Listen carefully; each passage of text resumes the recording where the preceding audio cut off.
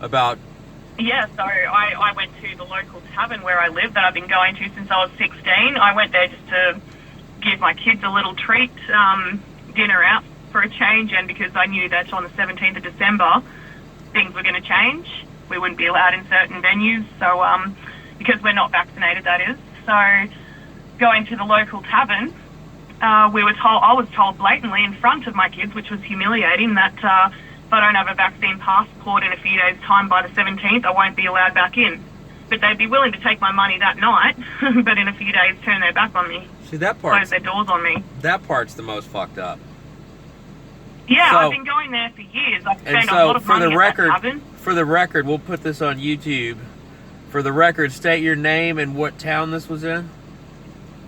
So my name's Lisa. I don't want to specify which town it is in, just for legal purposes. Yeah, I forgot you're not allowed to talk about reality down there. Exactly. That's the fucked up part of it, is we're not even allowed to say anything, or we're under the risk of being arrested for defamation or incitement, and it's just so...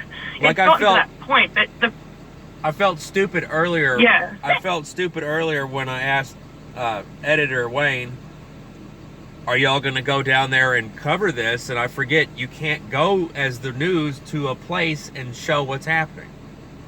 Like, you have to have your fucking travel permit paper reason to go somewhere. I forget that. I feel stupid for even thinking, well, fuck, we should just go expose it. You know, like, oh yeah, it's a fucking open air prison camp. No, you can get in trouble just for that. That's how this is happening. That's what it's come to. That's how this is happening. It's just for trying to prove what they're doing, you can get in trouble for that. So, yeah, but Sky News can talk shit about Joe Biden all day. That's what's so stupid. No, you can't say shit here. No, I know, but if I watch Australian news, I can see all this shit about Joe Biden. Because it's like, don't worry about what's happening in the fucking prison camp. Look over there, Joe Biden fell asleep. Isn't it funny? You know? Oh, they're pointing the finger at Joe Biden constantly. They're which is not paying a single bit of attention to what's actually happening here.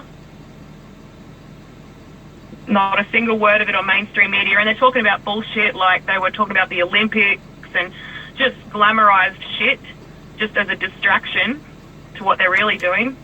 Right. Well... sorry. I'm going to put that segment on Welcome to Australia. Yeah, I'm going to put that segment on YouTube because this is obviously I'm here working on 18-wheelers in the dark and you're over there trying to figure out what the hell is happening in your fucking prison cell because the news won't do it. The mainstream news will not do it. So, you know, maybe... No, happy to do it this way. Happy to keep you updated. Yeah, well, you know, it's not going to be on your Apple iPhone's not going to wake you up and say, "Hey, good morning. Look, they're hauling people off to camps for an indefinite stay against their will without due process." And in other news, it's going to be, you know, what, 12 degrees out there, whatever the temperature is in Fahrenheit. I don't know. Fuck. Or Celsius. But what they're doing, they're creating clusters is what they're doing. Every day there's different updates of different cases that have been just created, just plucked out of the blue. So when you say clusters, areas of Queensland now. When you say clusters, is that some like legal terminology that they've created? Hotspot, okay. So to speak. They call them clusters. So they call, hotspot, if that makes sense. Yeah, well, I'm saying... And what I'm asking is, is that like one of the terms in their rules they've created? So once there's a cluster, then we can roll in with the mandatory blah, blah, blah and force you into the system. Is that the way they're reaching out and getting people? I think it is a way to, a fear-mongering thing for a start, and also a way to filter out, to push people who haven't been jabbed to get it, because that's just non-stop. It's constant. Every day, get vaccinated, get vaccinated, get vaccinated, more threats, more bribes, but it's also buttering them up to it's almost like they're getting all the sheep through the gate. Groomed. Getting all the sheep through the gate. Yeah, and it's so obvious to those of us that are aware of it, but it's insane how many people are so groomed and bought out by it. It's actually disturbing. So yeah, what they're doing, they're grooming us and where they create these clusters, these cases, and people who are not vaccinated, I believe, this is not confirmed, but I believe that's also the excuse, if I'm watching it strategically, from a strategic perspective, to quarantine people who are not vaccinated that have been in a hotspot that has been verified as a hotspot. Yeah, so that fits into the... Which is where all the signing in comes from. That fits into the shielding program. What was that? The CDC put that out, right? Wasn't that the United States CDC had their... It was something about quarantining people in disaster scenarios, and they call it the shielding process, and that's where they can go in and pull people out of their homes and force other people, like total violation of our Fourth Amendment if it's like you can't quarter troops or whatever. I think that's the Fourth Amendment. I forget, absolutely. I have to refer to my Constitution, but yeah, the government's gonna have people stay in your home that are sick and quarantining your house. No, dude. No. No. No, they're living in fairyland still, if that's what they think. See, so from my perspective here, you're like a embedded wartime journalist. You know, whereas there you're just a journalist trying to cover the news, but I'm looking at you as like, you know, you're behind enemy lines in a fucking war zone. Pretty much. We're under the watch list.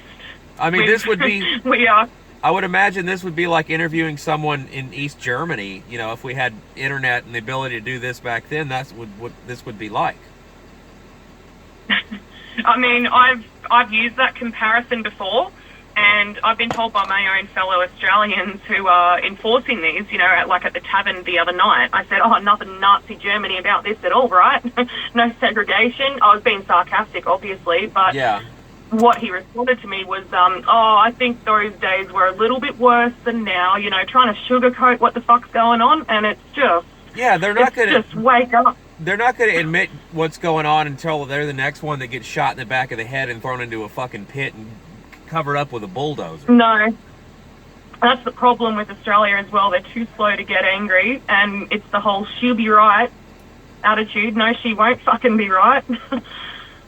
Yeah, they got their fucking head buried in their esky. Yeah, and once you've woken up, you just cannot go back to having your head buried in the sand. It's just, you cannot go back there to the illusion they've got everybody hypnotized under. Well, it's kind of scary. That's the disturbing part, is that people are still believing in that narrative. Yeah. Despite all whistleblowers, evidence.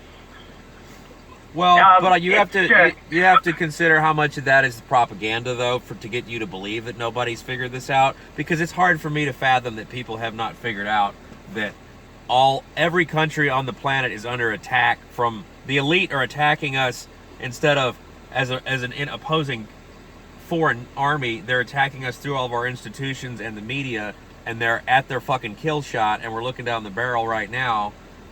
I don't know how you couldn't pick up on that. I don't know. I guess, as I said, they've been groomed. Yeah, we as a nation have been groomed.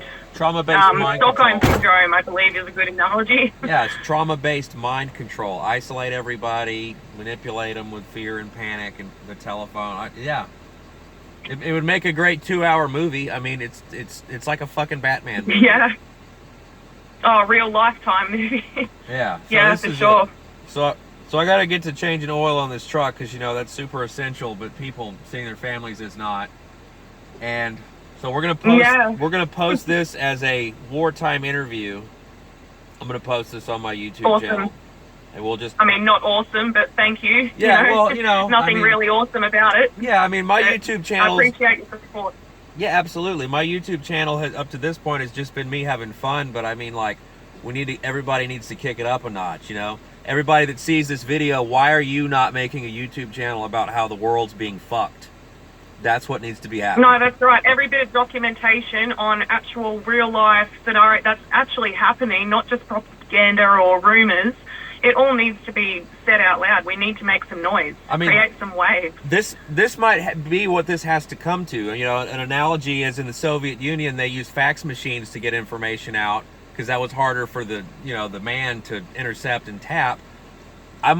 Me as a dude who's supposed to be changing oil on this truck might have to call you in Australia and fucking interview you as a layman journalist on a fucking telephone call and show it to people, because you can't get through your outlets out what you want to say. But let's, like when I started, get censored. when I started Yeah. when I started my stupid YouTube videos, I was like, fuck, I just want to talk to a real live human in Australia about, tell me what's really fucking going on, because there's so much bullshit filters and propaganda through the media that there's no way to know what's really going on.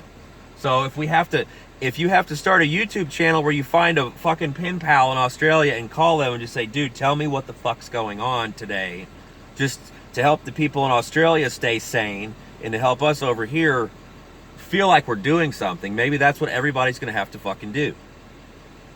That's awesome. Union, exactly. Yeah. And yeah, we appreciate every bit of noise anyone can make over there that's actually listening, because as I said, there is a great deal of people who are still under this psychosis, and it's severe Stockholm syndrome. So there'll be some randoms who'll say, oh, it's all in our best interest.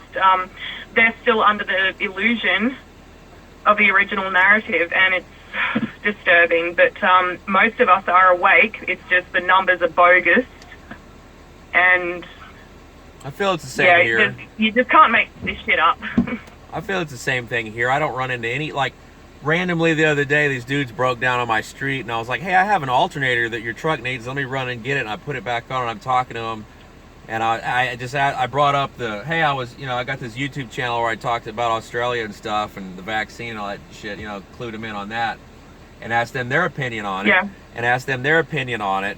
And they're like, yeah, we're not taking that shit either. I said, yeah, I don't know anybody that's just super into this that's like, I'm going to let you make me do this to drive a truck or fucking change oil on a truck or sweep a floor. Fuck that.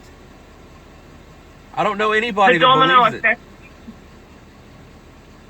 Say again? It's the domino effect. You tell someone, they tell someone, they tell... Yeah, like, you all communicate. Yeah, we're all just going to have to Y'all fucking phone tree. communicate. We're just going to have to call people, like, and do this, I suppose. So that's what we'll do. So we'll post this.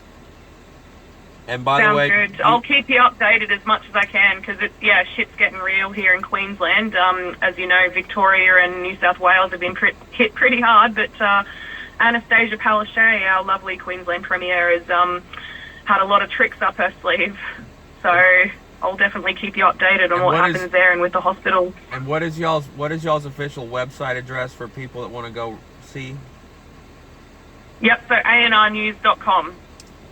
All right, so I'm going to post this as an interview with Lisa from ANRnews.com. Yep, Australian National Review. All Jenny right. McIntyre, head journalist. Yep. All right, well, good day, mate. It's good talking to you. And Cheers, y'all. we're gonna take back our countries. Thanks, Matt. Have a good one. Later, Lisa.